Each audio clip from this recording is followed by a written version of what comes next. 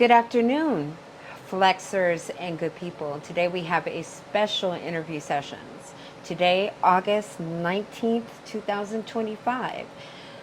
Here on interview sessions, we're doing something a little bit different. Today, I'm going to be interviewing David L. David.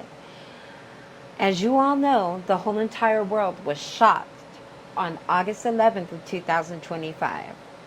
One of our sheroes passed, and that is Danielle Spencer, whom happened to be David L. David's ex-wife. And there has also been some developments. There has been some speculation and rumors regarding their marriage. So David L. David is here today to set the record straight. David, why don't you go ahead and tell the good people and flexers how you met Danielle? Let's start there.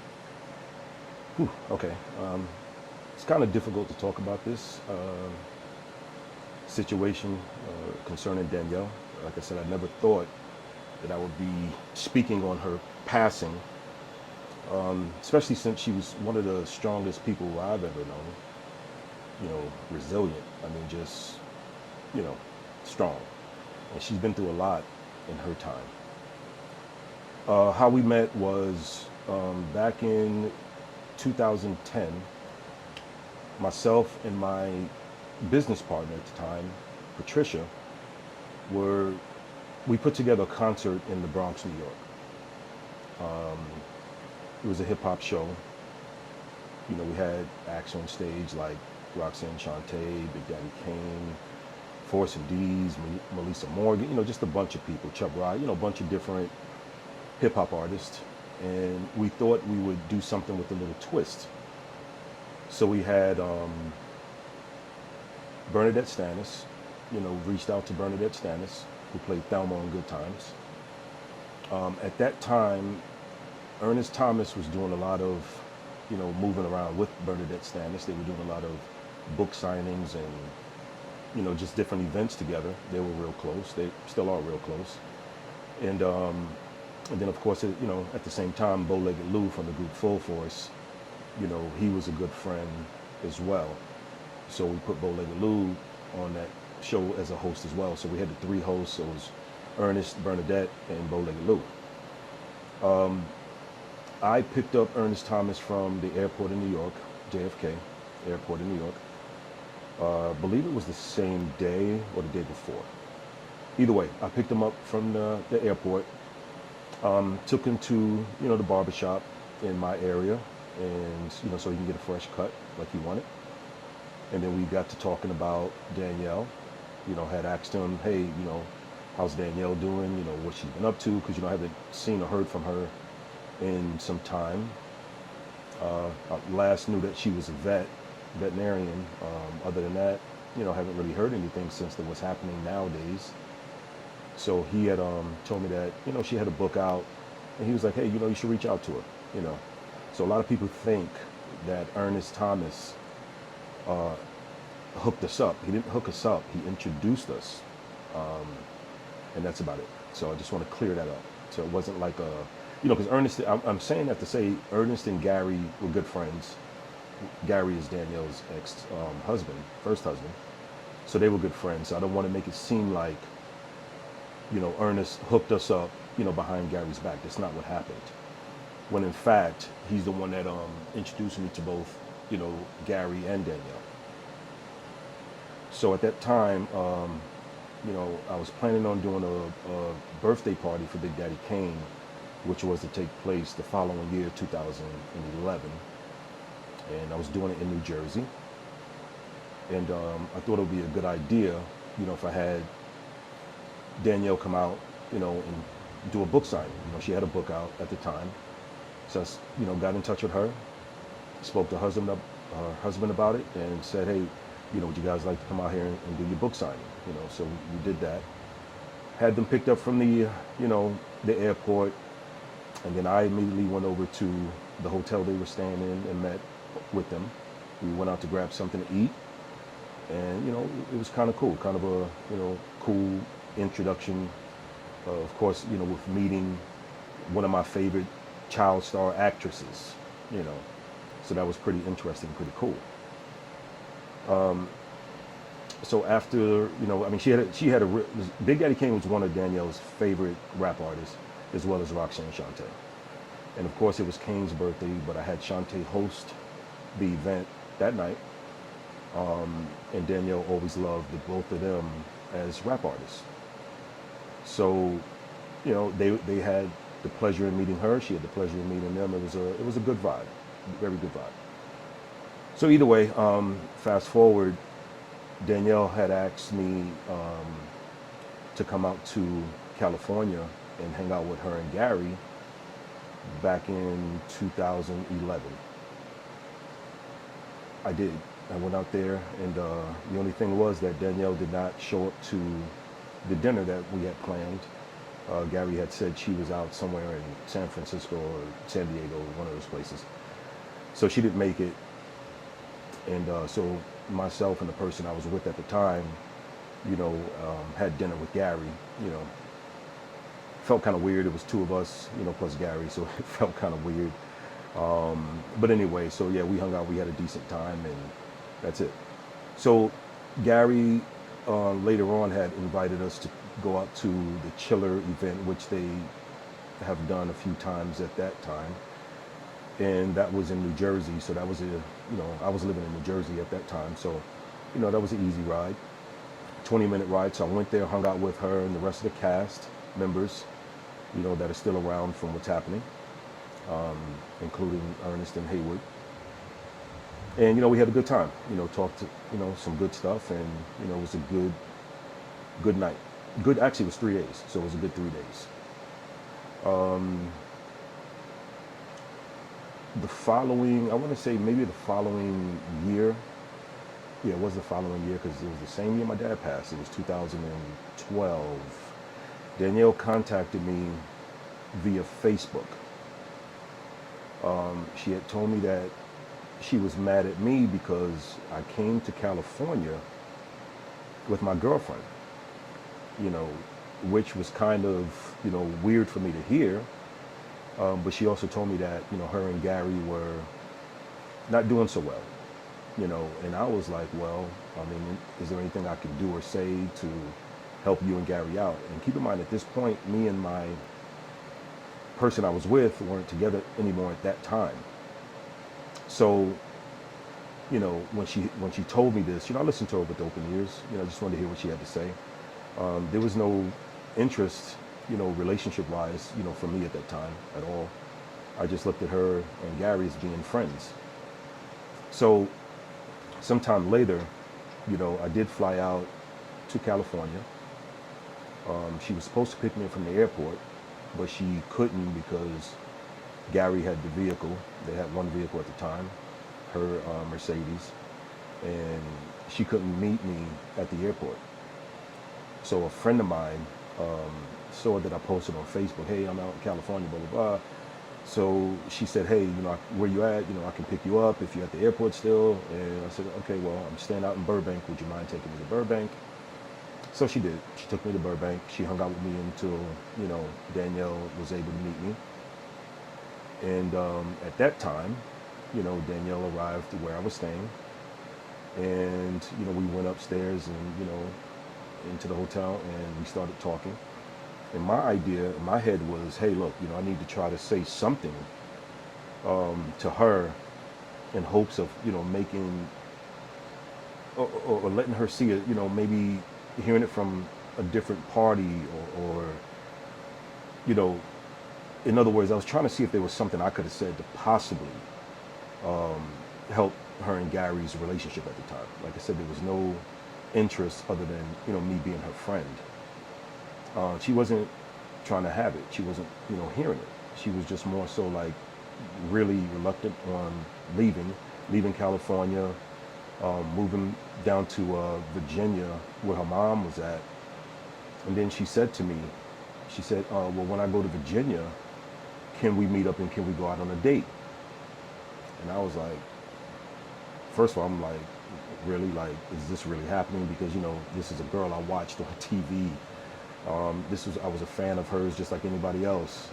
So it was kind of weird to even hear her ask me that question. So I said, but the first thing on my mind was, hey, look, they are married. So Danielle, listen, straighten your stuff out. Who knows what could happen in the future, but try to straighten your things out. And anyway, so we stayed in touch. We talked a lot. We talked about each other's, problems, issues, life stuff, whatever. Everything, under the sun, we talked about. Danielle and I would be on the phone or FaceTime, sometimes 14 hours a day.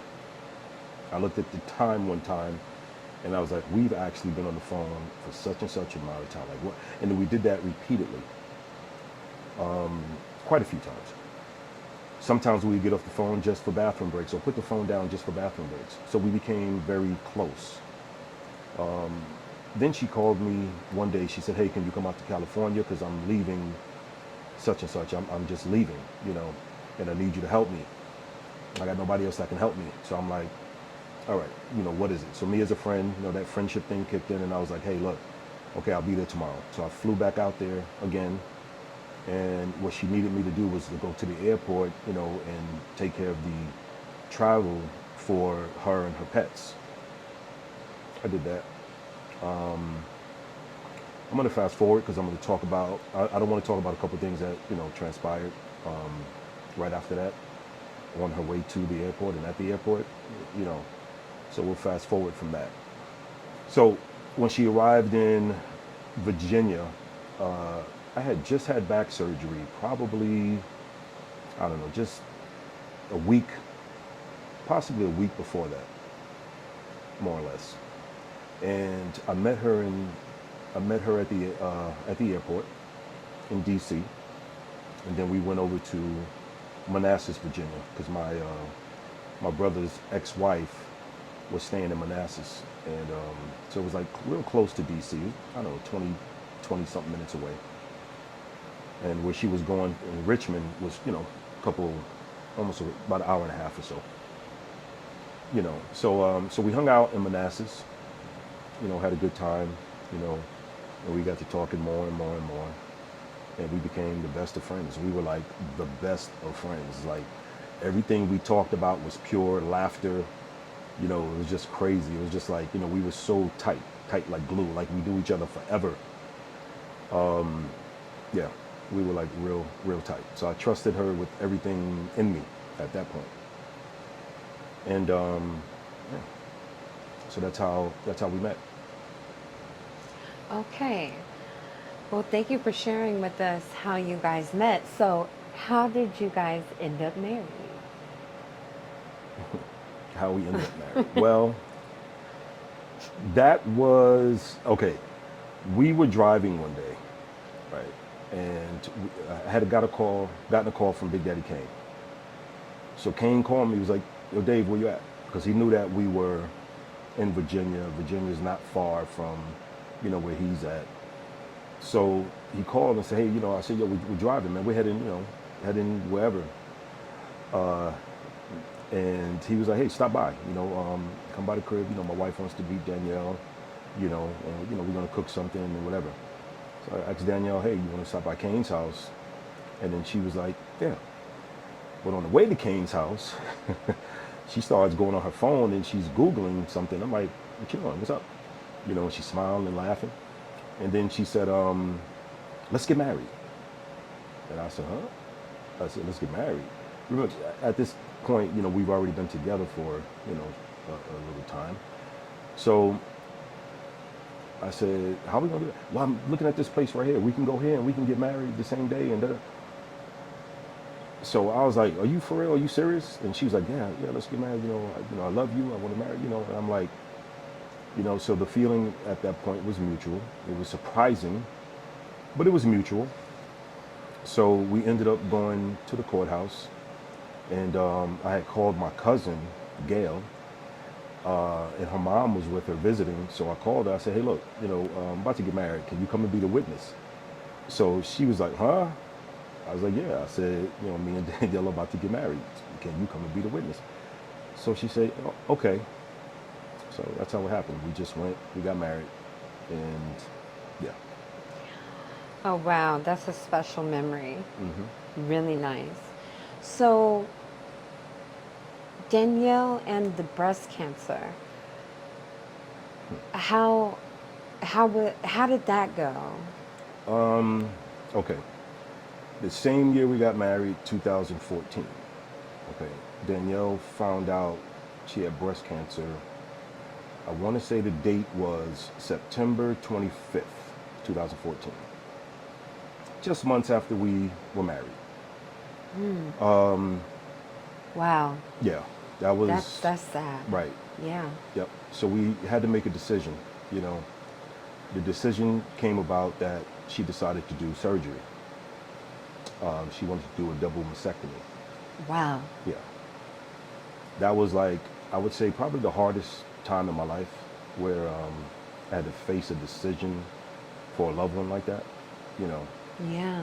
And so when she decided, to do a double mastectomy, it was like, all right, you know what, like, all right, this woman is already going through, major issues with her body, and it just didn't seem fair. Seemed like it was like, how in the world could this happen to her? Like, how could something else happen to her? Right, right. So we made the decision to have it. She had it in Virginia. Now, keep in mind, because there has been a lot of talk about, oh yeah, he abandoned her while she had surgery. That is the funniest and stupidest and probably insensitive thing I've heard in my life. Because myself, okay, was about the only one who stayed in at the hospital with her, visited her. Only other family members that were there were her mom, her friend came up there one day, and I believe maybe an aunt came by. That was it. There were no friends, other friends. None There of were her no, co-stars? no, none of the castmates were there. Wow. And I'm not going to say anything bad about them, but we were the only one there. And there were some people from the church, I believe, out in Virginia that came by and stopped to see her. People that barely knew her, like some family members she has out there, came by and seen her. But the days that I was there, remember, I'm going back and forth from my house in New Jersey because my son was only, I think he was about 17 at the time. So I was going back and forth, trying to make sure, no, not my son, my daughter. I was making sure that, she's good.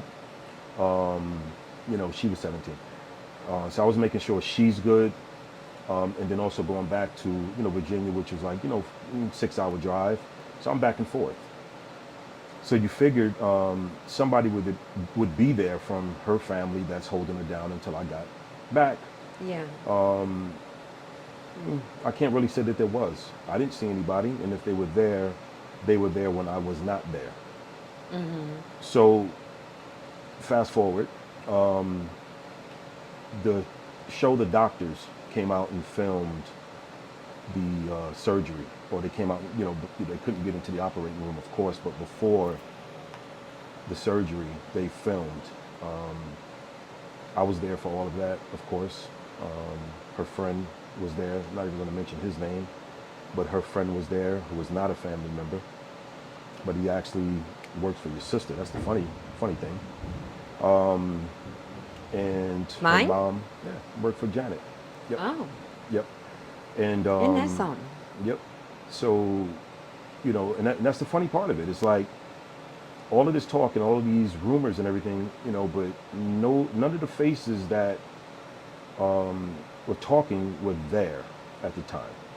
See, me and Danielle were so close, and I'm not going to get into why we broke up. Just know that it was something that she did that was unforgivable in my books. And as far as being married, it was just something that hit me so hard. I didn't. I couldn't stand the test of time with her, as far as being married.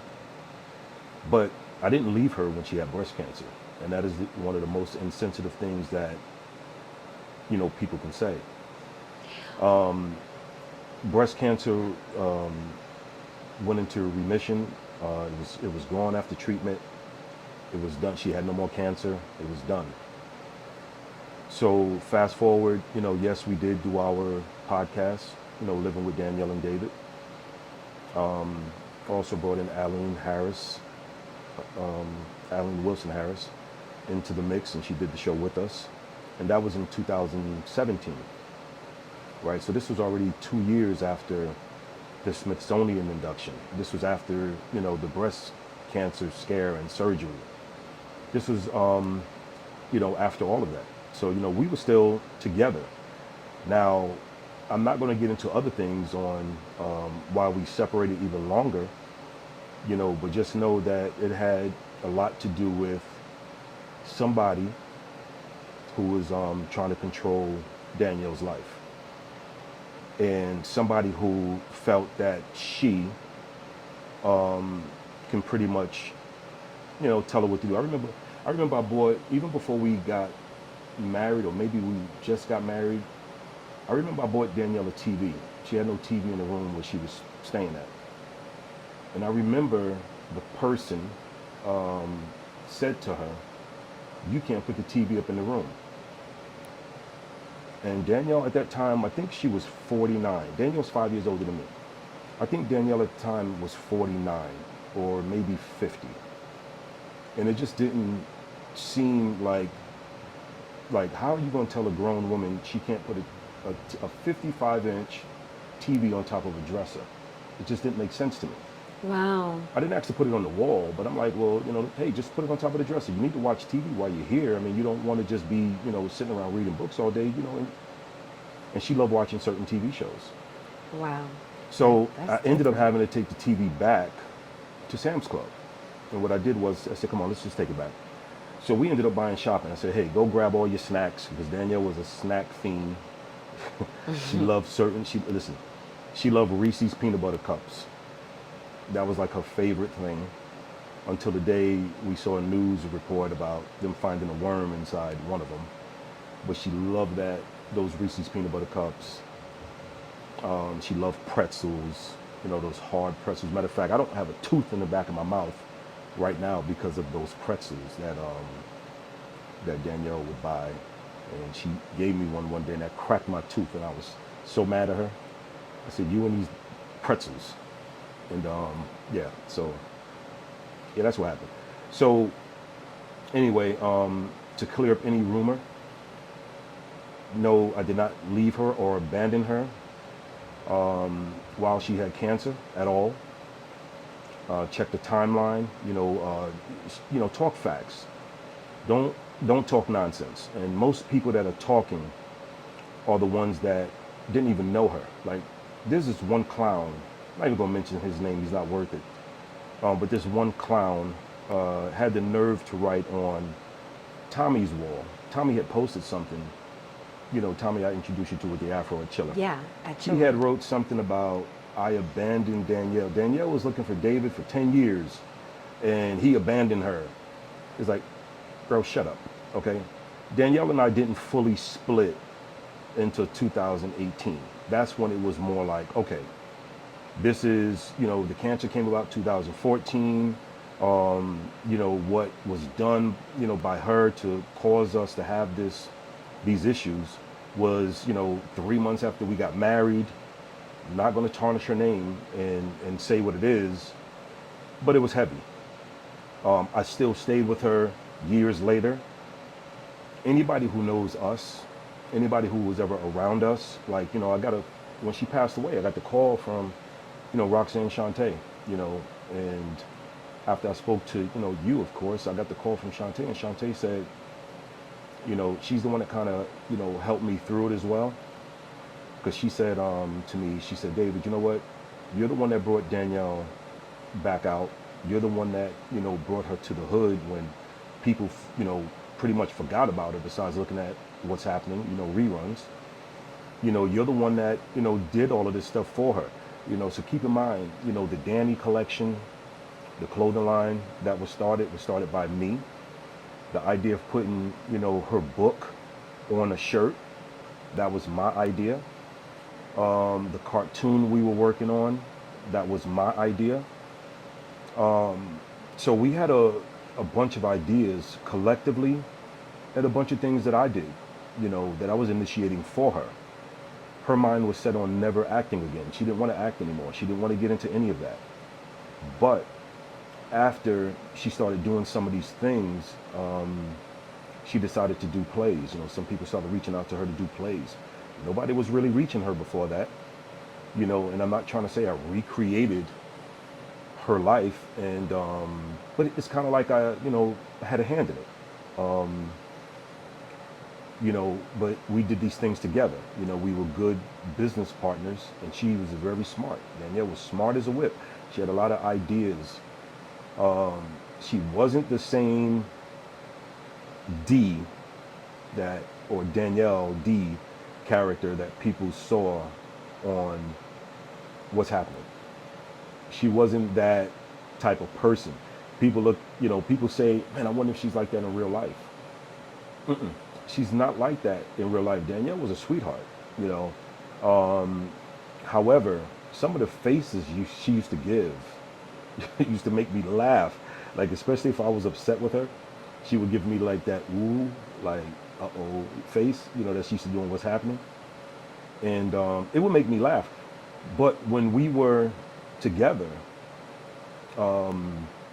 she was just Danielle. It wasn't like a character. It wasn't like she was D. She was just my wife. That's what she was. She was my wife. And, I cared for her. Wherever she had to go, I took her. Sometimes, another person that was taking her as well would complain a lot. Where's your husband? Call your husband. Nobody has to look for me to do anything for, my spouse. I am not that type of dude. If I'm not around, okay, I get it, but nobody has to look for me. I wasn't raised not to take care of who I'm with. So when I hear some of these stupid stories, and the thing that annoys me too is that this same person that we're talking about decided in her mind that no matter what Danielle did to hurt our marriage, I should have forgave her, no matter what it is. And it made me think like, okay, so you're telling me that you already control this, Danielle, but you're trying to control me too. You don't control me. I have a mind of my own. Sometimes some people do things that you can't come back from. And unfortunately, that was one of them. Even though I stuck around for years after, that was one of them. One of the reasons where it just made me say, you know what? Just things are not the same anymore. It should have never happened. And no matter how many times she apologized, it just, it just didn't do anything. So it was kind of like living a lie at the moment. And like I said, I'm not going to get into it like any further than that. I'm not going to tarnish her name or anything like that.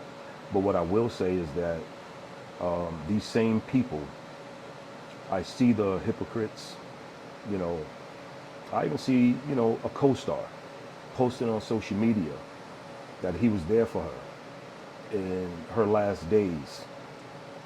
And keep in mind, I just saw this dude a few months ago. Yeah. This dude has had my phone number for years, more than a decade, 15 years, had my phone number. Not one of them picked up the phone, because keep in mind, I didn't know anything about Danielle having stomach cancer. I knew about the aneurysm because she told me. She called me a few years back and she said, because matter of fact, I heard she had brain surgery. She didn't tell me she was having it, but she did call me after I called her one time, actually. She called me back and she said, yeah, I had brain surgery, but I'm doing well. I said, hey, do you need anything? You need me to come out there? You need, and we weren't together anymore. So I said, do you need anything? She said, no, but at this time, I started seeing photos circulating with her and the same clown I was talking about earlier, right? So I said, okay, well, she must be good because, she's taking photos with this dude and the dude is not her type. I mean, I don't think she was with the guy. I think the guy, because I looked at the guy's Facebook page, all he does is, he's like a fanboy. All he does is post about celebrities and stuff like that. And I'm like, this dude is a fan. Nobody knows who he is. But that was his, and then I remembered, I had to look at his name. And I said, this is the same clown who kept texting her on the Danielle D. Spencer page, which is a page that her and I started together, but I control that page. Her and I were both posting on it. Her and I were both you know, answering people back at times and stuff like that, pretty much until, you know, we separated and stuff like that. But this same clown was one of the people, and it probably came from him about the abandonment thing, and saying that, you know, that she's been looking for me for 10 years. You don't look for nobody for 10 years when you got the phone number, when you have the email address, you know the address. No, there was no looking for anything. She didn't do it because she was fine with her life. We had spoke about it. She was fine with her life at the time. My only concern, hey, are you good? You fine? Taken care of? All right, that was my concern. But keep in mind, you know, at that time in life, you know, life went on. You know, she had her life, I had mine. There was no jealousy on my end at all. I can't speak for her. But there wasn't any. There wasn't any animosity. There was none of that, you know. Unfortunately, what we did have died out. And that was it, you know. Wow. So to hear this dude say the things he said, and anybody else to say the things they say, I mean, you know, say it to my face. If you got an issue with me in any kind of way, say it to my face. Don't spread stupid rumors, you know, just to get clicks. It's not about that. It's not about, you know, getting clicks, man. I had my time with her. Things were great when it was. And when it wasn't, it just wasn't anymore. So did I get a phone call when she passed away from her mom? No. Her brother? No. Haywood? No. Ernest? No. Nobody called me. And they all have my phone number. Don't know about the brother, but they all have my phone number. They could have reached out and said, hey, you were her spouse, so she's in the hospital for 2 weeks, and she has stomach cancer, which neither one of them told me. I knew nothing about it. Didn't know she was hooked up to IV. I found out just like everybody else did. Wow, I'm so sorry to hear that. Right, and this is the same woman who asked me to help with a project she was working on called All Grown Up years ago. She wanted me to work on this project with her. I think she had a few other, you know, celebrities involved and stuff like that. Not that I know she had other celebrities involved because I used to deal with a few of them. I just don't want to mention no names. But, you know, she asked me to help. So when you needed me, you reached out. But when something happened, you know, concerning your daughter and something that she did, nothing I did, but something that she did that caused us to break up, you don't want to reach out and tell me that, you know, my ex-wife is in the hospital dying of cancer. Now that's a low person to me. That's somebody who is real low. And the funny part of it is one of the cast members, you know, that we're talking about now, this is the same dude who posted on social media when she passed away. The same dude who years ago, and I'm pretty sure many people who knew about it at the time can attest to this. This dude went on social media, and Danielle wanted to work on the same project, All Grown Up. So we started posting pictures of past things like what's happening, right? So we had grabbed a couple of photos that were on on the internet. So on the internet, you know, pretty much it's anybody can have it, right? So we posted it and we said good things about it. We was like, yeah, you know, the casting was happening, blah, blah, blah, and this is such and such, and such and such, such. This one dude, I'm not going to say his name, but I said it earlier. He goes on social media and he posts, and don't quote me, but the post was something like, some people who claim to be your sister will go behind your back and steal your likeness and blah, blah, blah, and all of this BS. So I get people calling me, my brother, friends, countless people, family, countless people calling me, yo, what's going on with this? Hey, what's going on with that? And I'm saying, what are you talking about? So then I get a text from the other cast member saying, hey, David, such and such wanted me to, you know, tell you to take that picture down. You know, can you please take it down? I'm like, what picture? Like, what are you talking about? Oh, that picture of, you know, blah, blah, blah. You know, his wife at the time, I think he's married to somebody else, his wife at the time, who was controlling him and his career, Wow. didn't want the picture up, or felt like, you know, because they were working on something, they didn't want his likeness to be shared. But this same dude goes on and posts pictures of other people. Danielle. Same dude, just seen him a few months ago, spoke to him. At You met Chiller. him at Chiller. Yeah. Didn't pick up the phone and call me and say, hey, despite what y'all, been through, Danielle's on a deathbed. Danielle is passing. Wow. Her mom, her brother, nobody, not one of them called me. Then people, of course, people are messy. They start sending me things from social media, YouTube. One of them say, David abandoned Danielle and she didn't leave him in the will and blah, blah, blah, and blah, blah, blah. And, she wasn't, David wasn't listed on the obituary. I'm not going to be listed on an obituary where you got a bunch of devilish people that are controlling the obituary. That type of stuff doesn't bother me. I know what the facts are. They may or may not know what all the facts are. Danielle lives in my heart. She doesn't live on a piece of paper. So that part doesn't bother me at all. I still got messages, emails, and everything shared from Danielle to me on how she felt about me. So nothing that they can say or do is going to disturb me. It's just appalling to me how even on her deathbed, I haven't even got information on her service. Now, keep in mind, it's not a money thing. It's never been a money thing at all. Because everything that, and if somebody has something to say, if they know something I don't, please tell me. But anything that was created, in the time that Danielle and I were together was by me. From So you were the money. I'm not going to say I was the money. I don't want to put it like that. But yeah, I mean, kind You of, sort of. supported her. I supported her. She You was my wife. supported her Right. dream. Right. So we even dream she didn't even know she had. I supported An that. inspiration. Right.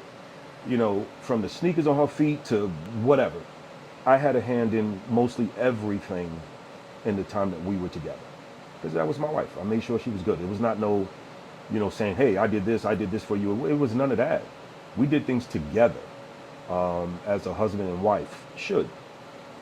Now, there were certain things she couldn't do because, she was, left, in a bad situation from the accident she had in, 1977. There's a lot of things, I know. There's a lot of information I know that I can share, but like I said, out of respect for her, I will keep it to a minimum.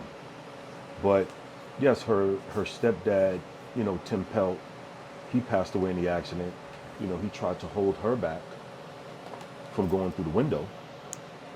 She had told me, I remember her telling me that her and her stepdad went to go see Star Wars, I believe.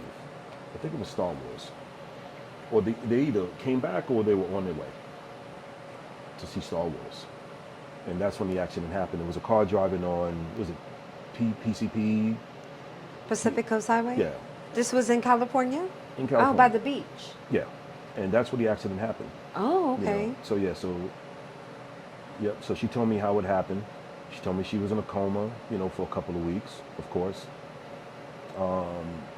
If you ever look at the show, What's Happening, right? You ever look at any reruns, you'll see that when she first started doing the show, her hair was pushed back, right? It was always pushed back, ponytail.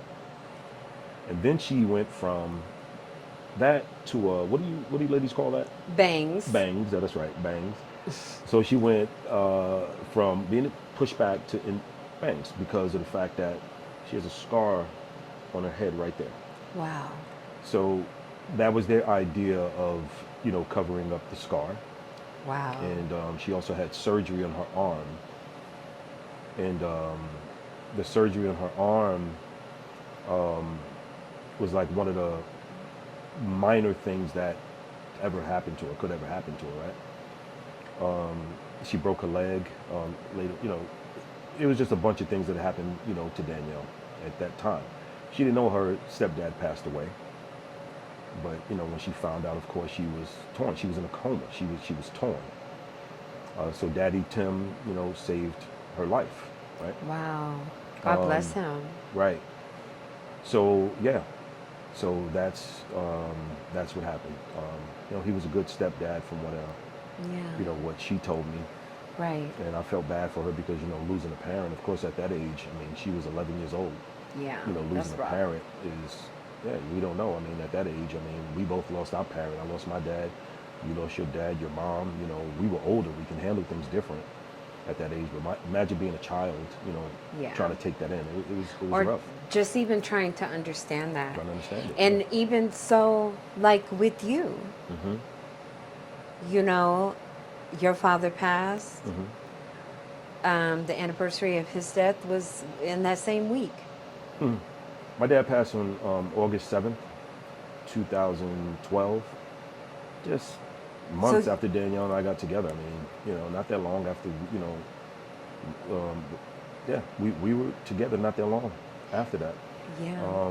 So that's rough to have her pass in the same, of course, time. It's rough to have her pass, period. But Yeah. to deal with it in the same time, yeah, it's not going to be a good August ever. Because you were already in your emotions regarding your father, Right, you right, know? And right, then this happened. right. And it's ironic because she passed the day after my Your daughter's daughter's father's father's, yeah. birthday, and he's deceased. So Right, there, right, that's just wild. right. But I know that that was a first for you. Mm-hmm. To be flying through the air on your way to New York Right, to handle business and to learn about this while you are on the plane right, and you can't get out off the plane. right. I mean, how did you even manage that? It had to Um, feel like the walls were closing in. right. Well, being 30,000 feet in the air, going to LaGuardia, from here, Atlanta, and I read it on Facebook, scrolling, you know, and the funny part about it is, I was actually posting about you, right? I had said something, I can't remember what I had said, but I had just posted about you, 2 posts, I think. And then I scroll, looking at the comments, and then I see rest in peace, Danielle Spencer. Now, keep in mind, they've killed Danielle off about 100 times in the past years, right? Yeah, oh, yeah, and I know all about that. They do that with Right, my siblings right, all the right, time. right. Yeah, you being a Jackson, I'm pretty sure you've heard any and every possible stupidness that people can create. So when I'm reading this, the first person I thought to text was Ernest. Ernest Thomas played Raj on the show.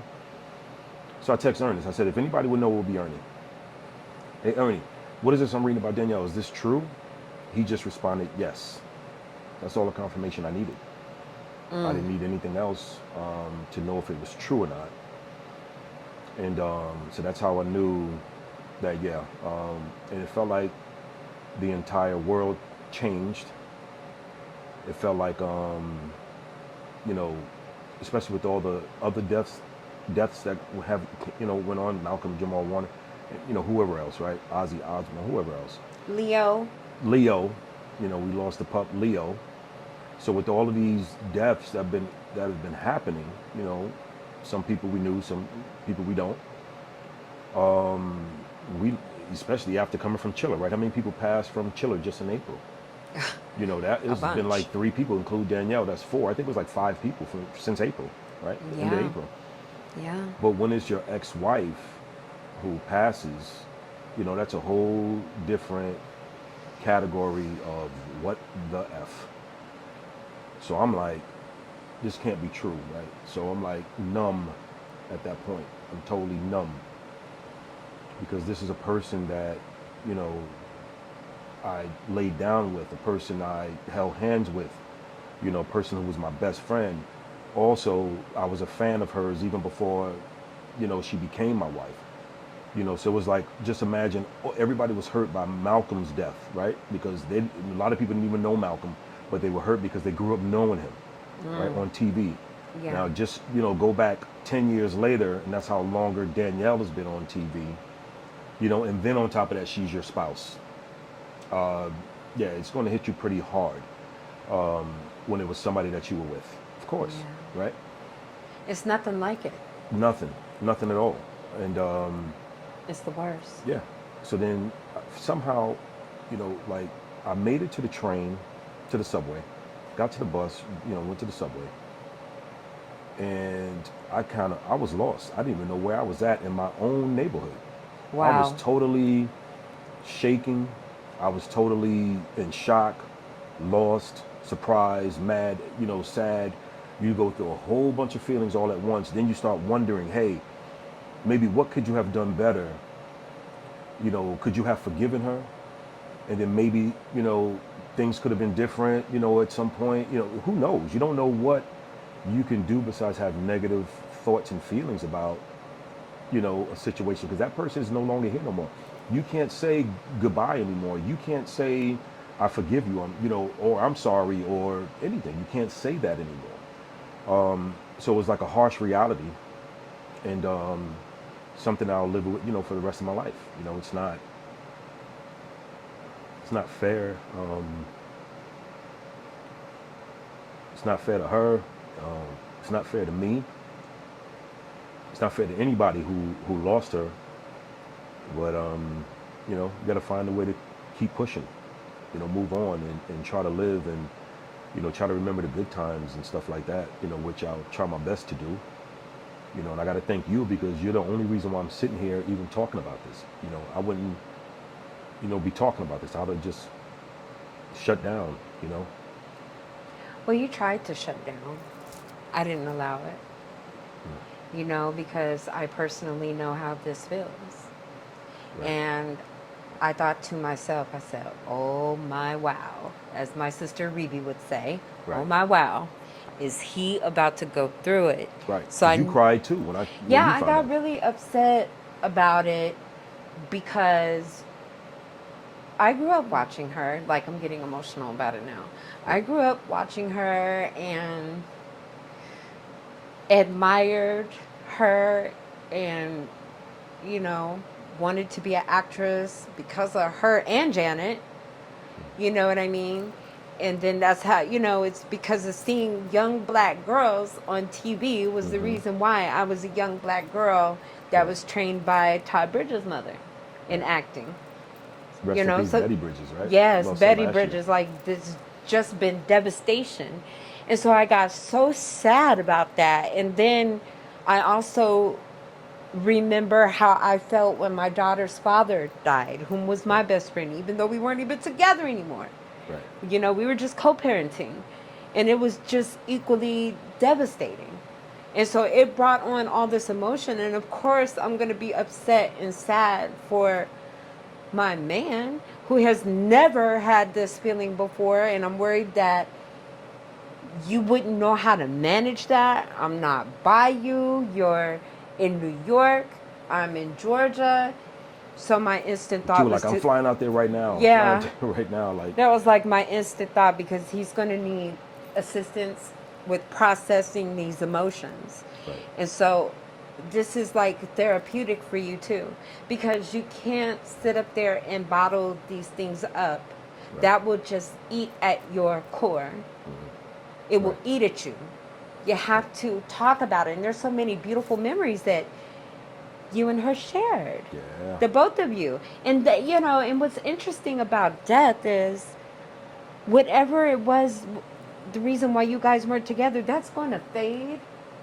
And these wonderful memories are Right. going to replace all of that. That's the beautiful thing about God, and that's the beautiful thing about memories. I'm so glad that we have those. Yeah, because we've shared a lot of great memories. We took a lot of road trips. Oh my God, we ate a lot of Applebee's, 'cause that was her favorite.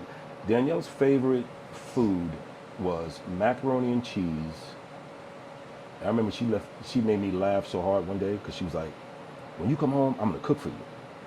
When you get here, I'm gonna cook for you. And I got to the house, and she made a bologna sandwich. I was cracking up. She says, well, I didn't have to cook, when I was a kid, because, da da da da. So she You know, didn't know how? I'm pretty sure I've never experienced it, but I'm pretty sure she knew how to cook something. But she didn't, you know, and it was okay. It was all right, you know, because we stayed out on the road a lot, and whatever she didn't do, you know, of course I did. Or, you know, it is what it is. I mean, you know, when it's a little bit different when it's your spouse and she was going through the things that she was going through physically. You know, you're not going to expect but so much. She did what she could. Um, yeah, and that was that. But there are a lot of great memories. I mean, like even, you know, and thankful to Anne Marie Johnson. She sent me some photos from one of the Chiller events back in 2016, I believe it was. And you know, I have a whole host of photos myself, but everybody has their, and that's what kind of the fact that she was in the public eye and everybody loved her. It kind of makes things a little bit easier because a lot of people have a lot of good things to say about her. Um, yeah, they have a lot. How did I think for a lot of good things to say about her, and you know, and that's a blessing because you're not the only one who's actually missing the person, right? Yeah. So yeah, so that's a blessing. So that kind of helps keep her, you know, alive in my eyes. But then, like I said, you got those insensitive idiots that are going to say stupid stuff. And you know me, I'm born in Brooklyn. I got thick skin. There's nothing much you can say to me that's going to really hurt me. So yeah, it's just the fact that you would go on social media or you think you're going to do something to harm me. That's the funny part to me. Don't do that. You're only making yourself look stupid. I'm always going to remember her for her good things, the good times I spent with her, and that's how I want to remember her. I don't want to fight with no family. You know, I don't want to argue about me not being on the obituary. I don't even have any animosity for, you know, the guy I talked about who posted on social media. You know, who by the way was never in a relationship with her. But people have been saying that as well. And that's it. You know, like I said, keep her memory alive and just keep it rolling. That's all you can do. You can't get anything back. So why even argue or fight about it? Well, there you have it. Flexers and good people straight from David L. David, Right. right here on Interview Sessions. Right. So last thing I would say is the breast cancer walk. We decided to. Well, you can tell them because it was your idea. No, you go right ahead. Well, the breast cancer walk we decided to do. This is actually our second annual breast cancer walk. We did our first one, of course, last year. And this year is going to be for Danielle. So we haven't decided which organization we're going to give to yet. But we're going to be walking in honor of Danielle October 4th in Fletcher Meadow Park, New York. And if you guys can come out and join us, that would be great. It's going to be, I think, what did we say, 12 o'clock? We're meeting up in the park. And yeah, we're going to walk in honor of Danielle. And last year's breast cancer walk, or any breast cancer walk I've ever done, had any and everything to do with Danielle. I don't have anybody in my family that suffered from breast cancer that I know of. So she was the reason why I even decided to do breast cancer walks, because I lived through that with a person, which was her. So this is going to be our second annual, and we've decided, you know, thanks to JOH'VONNIE, we decided to name it the Danielle Spencer Breast Cancer Walk. And, you know, that's it. Do a walk for a purpose. Walk for a purpose. Right. Breast cancer doesn't run in my family. Right. My Anyway. father died from pancreatic cancer, but just cancer in general. But I just feel like the walk has more meaning and more purpose when we're walking for a loved one, Right. you know, and especially our shero, because that's exactly what she is. She's one of the sheros. Yep. Mm-hmm. She will never be forgotten, ever. Can't be, right? Because the Flex Radio will make sure that we keep her name alive. For sure. And we appreciate her contributions to African American culture. Right. and She was TV. inducted into the Smithsonian. Yes. How strong is it? I was there that day. I was there that day. She was inducted. Actually, I was there at the grand opening, right? So then it became, and I'll say this last thing. So she came to me and she said, hey, look, they only gave me a ticket for somebody else for the second day when Obama's going to be there. And I said, Danielle, take your mother. You know, I didn't even want her to make a decision because I saw that she was torn between, should I take my husband or should I take my mother? Danielle, take your mother, because she was with you your whole entire life. Despite if I get along with her or not, that's still your mom. And I don't think I had an issue with her at that time, but you know what I'm saying? I mean, that's your mom. So that's what she did. I was proud of her from, the hotel room. I dropped them off and I was proud of her. And I said, hey, I'll pick you up when this is over. And that was it. So I went the first day. That's the day we met, a lot of different people, a lot of other celebrities, taking pictures, which I got a whole bunch of pictures from that day. And then the second day was the actual, okay, great, Obama's here. He's, doing his thing, putting everybody in the museum. So anyway, so yes, I was there. Yes, I was there through the breast cancer. Yes, I was there through everything until it went away. And then when our relationship ran its course, I wasn't there. So that's all I can say. Well, thank you for sharing your experience and setting the record straight so that everything is completely clear. Right. Truth is the truth. Yes, right here on the Flex Radio interview sessions. I am JOH'VONNIE Jackson, and that is David L. David. Thank you.